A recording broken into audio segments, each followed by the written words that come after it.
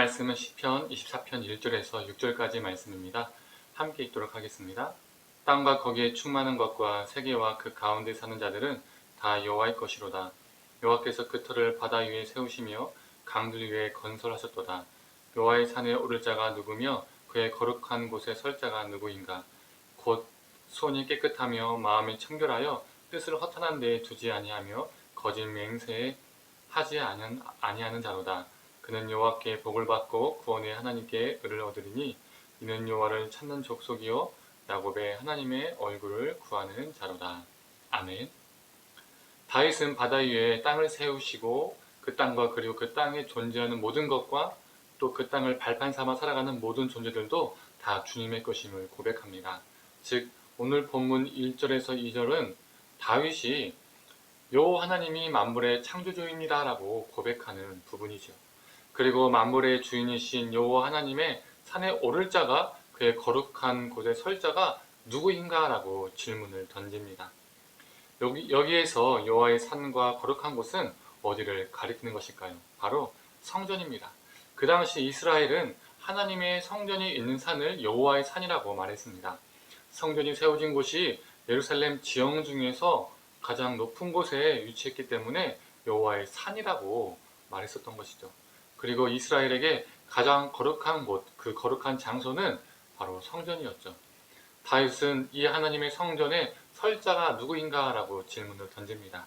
여기서 설자라는 것은 성전에 들어갈 수 있는 사람이 누구인가 라는 뜻입니다. 즉 하나님의 성전에 들어갈 수 있는 자는 누구인가 라고 스스로 질문을 던지며 그 질문에 답을 하고 있습니다. 4절에 곧 손이 깨끗하며 마음이 청결하며 뜻을 허탄한 데에 두지 아니하며 거짓 맹세하지 아니하는 자로다 라고 말하고 있죠. 하나님의 성전에 들어갈 수 있는 자는 손이 깨끗한 자임을 말합니다. 그런데 이 말씀과 비슷하지만 정반대로 쓰여진 본문이 있습니다. 바로 이사야 1장 15절의 말씀이지요. 제가 읽도록 하겠습니다. 너희가 손을 펼 때에 내가 내 눈을 너희에게서 가리고 너희가 많이 기도할지라도 내가 듣지 아니하리니 이는 너희 손에 피가 가득함이라. 성전에서 예배하러 오는 자들, 즉 성전에 들어오는 자들을 향해서 하나님이 이사야를 통해서 말씀하시는 내용이죠. 성전에 들어오는 너희들의 손에 피가 가득하다라고 말씀하고 계십니다. 손에 피가 가득하다는 것은 그 손으로 삶 속에서 누군가를 해하였다는 것이죠. 평상시에 누군가를 아프게 하고 누군가를 거짓으로 속이고 누군가를 고통에 넣었다는 것입니다. 청결하지 못한 손으로 깨끗하지 못한 삶으로 성전에 들어와 예배를 한 것이죠.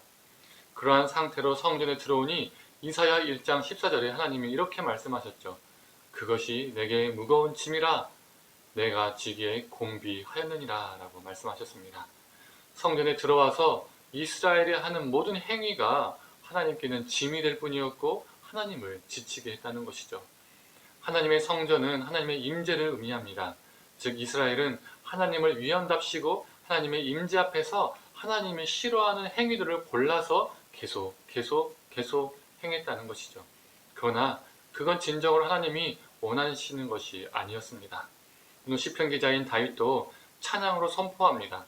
성전이라는 건물 안에 물리적으로 위치적으로 들어온 자가 하나님의 임재 안에 들어온 자가 아니라 건물이라는 곳에서 수없이 예배하는 자가 하나님의 임재 안에 살아가는 자가 아니라 삶 속에서 그 손이 깨끗하고 마음이 청결한 사람, 헛된 것에 뜻을 두지 않는 사람, 거짓 맹세를 하지 않는 사람, 이런 사람이 하나님의 임재 안으로 들어올 수 있는 사람이라고 분명히 말합니다. 또한 이런 사람이 하나님께 복을 받은 사람임을 말해줍니다. 성공하고 출세하고 돈과 명예를 가진 사람이 복 받은 사람이 아니라 하나님의 임재 안으로 들어와서 그 하나님의 임재 가운데 하나님을 느끼며 경험하며 사는 사람이 복을 받은 사람이라는 거죠. 또한 이런 사람이 하나님을 진정으로 찾는 사람이며 이런 사람이 하나님의 의를 얻는 사람이며 이런 사람이 진정으로 하나님의 얼굴을 구하는 자임을 말해주고 있습니다. 우리도 마찬가지입니다. 우리가 교회라는 건물 안에 있다고 그것이 무조건적으로 하나님의 임재 안에 거하는 것이 아닙니다. 교회라는 건물 속에서 수많은 예배와 수많은 봉사와 수많은 헌신을 했다고, 수많은 종교 행위를 했다고 하나님의 임재 안에 들어와서 하나님의 얼굴을 구하는 것이 아니라는 거죠. 오히려 이스라엘처럼 나는 하나님의 임재 안에 거하고 있다고 생각하지만 그건 착각일 뿐, 실제로는 하나님의 임재 밖에서 살 수 있는 것이죠. 하나님을 찾으며 하나님의 얼굴을 구하는 것이 아니라 우리의 욕망을 채워줄 수 있는 다른 무엇인가를 찾으며 구할 수 있습니다. 그것도 신앙이라는 명분으로 하나님의 이름으로 다른 무엇인가를 찾으며 갈구하며 살 수 있다는 것이죠. 사랑하는 성도님들, 우리가 이러한 어리석은 인생이 아니라 저와 우리 성도님들 모두 하나님의 임재 안에서 살아가길 간절히 소망합니다. 하루하루를 죄 없는 손과 깨끗한 마음을 가진 사람, 헛된 것에 뜻을 두지 않고 거짓 맹세를 하지 않는 사람이 되어서 하나님의 임재 안에서 늘 거할 수 있는 존재로 살아가길 간절히 소망합니다. 그래서 우리 삶을 통해서 우리 이웃도 하나님의 임재를 경험하기를 간절히 축원합니다. 함께 기도하겠습니다. 하나님, 이스라엘 백성이 손이 더러운 상태에서 정결하고 성결하고 거룩하지 않은 삶 속에서 성전에 들어왔던 것이 하나님을 버겁게 했고 하나님을 진노했다는 것을 우리가 보게 됩니다. 하나님, 우리가 그 성전 속에, 그 하나님의 임재 속에 우리가 살고자 할 때 그 거룩한 하나님의 임재 앞에 우리도 거룩한 삶을 살게 하여 주시옵소서. 우리의 손이, 우리의 삶이 깨끗한 거룩한 손과 삶이 되게 하여 주셔서 하나님, 하나님과 동행하는 그 기쁨의 삶을 하루하루 살게 하여 주시옵소서. 우리 입술에 거짓이 없게 하시고 우리 손과 발에 거짓이 없게 하여 주시고 우리의 생각에 온전히 하나님 앞에 성결하여서 하나님을 기쁘게 하는 삶, 하나님의 임재 속에서 하나님을 기쁘게 하고 영광 돌리는 삶 살게 하여 주시옵소서. 모든 걸 감사드리며 사랑에 많으신 예수님의 이름으로 기도드립니다. 아멘.